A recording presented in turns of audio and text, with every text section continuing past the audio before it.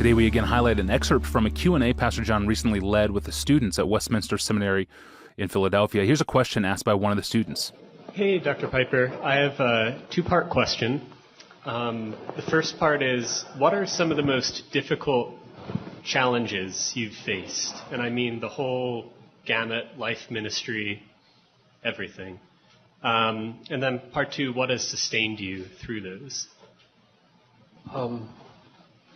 I think the biggest challenges you'll face in the ministry will very likely relate to your family, your marriage, and your children. Maybe the wider family, depending on what culture you're from. That certainly has been true for me. I've told my wife, Noelle, that we've been married 45 years. I said, look, all I need in the ministry from you is for you to be happy. Because if Mama ain't happy, and we've gone through really hard times. I mean, we've spent one season, 33 months in counseling together, trying to figure out, why do we hurt each other like this? Why do our mouths do this to each other? Then you get along okay for 10 years and you need to work on it again. We've had a pretty battled relationship. I love her like crazy. And she'd say that. But why? I don't know why. I'm baffled at age 68 as to why we have some of the issues we do. But here's the point. When you walk through a church for 33 years and you have seasons where you get zero growth for 4 years and 230 people walk away and you're accused of everything under the sun of the way you did church discipline and whatnot, if the collapse at home or the stress at home happens at the same time as the stress at church, you're just about a goner. But if home is making it, you can handle anything at church. And if church is making it, you might get through a tough time at home. When they come together, then it'll take a miracle. It'll take a miracle no matter what. But,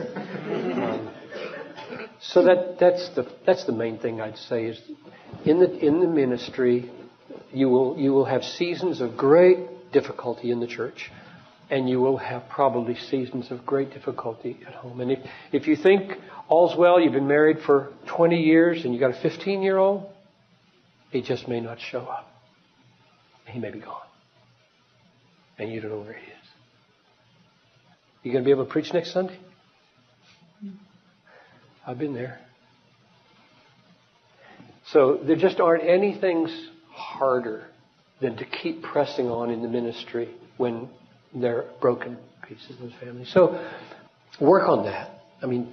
Prepare your soul to be a good husband, wife, so that you learn from Jesus how to do marriage. And it is the greatest anvil of sanctification in the world. And that is no accident. That is no accident. Nothing has shown me my sin like marriage. And nothing has given opportunities for grace like marriage. And so, while it's been, for me, one of the hardest things, it's been one of the most glorious things. So you got to have I wrote a book on marriage. I was thinking, I got to write a book on marriage someday because I'm a Christian hedonist and I want to relate it to everything, and marriage is a big deal. And I kept saying, but I'm not ready. It's not. We got a phone call one time from Christianity Today. They had a book called Partnership. I don't think it exists anymore. A magazine. And they always had it featured a smiley pastoral couple on the front. And they called me and said, we would like to put you and Noelle on the front and do a special article on you. And I said, you would. Well, look, we're barely talking right now. So I think you better come back later. And they never called back. Man, I had not heard that story before. That was Pastor John recently fielding questions from students at Westminster Theological Seminary. And related to this is the Ask Pastor John episode titled, What Steals Your Joy?, which was episode number 256 in the archive. It's worth checking out. So what would Pastor John say to sermon listeners who are overly critical of their pastors and who tend to dwell on the faults of a sermon? We will talk about that on Monday. Until then, I'm your host, Tony Reinke. Have a great and worship-filled weekend.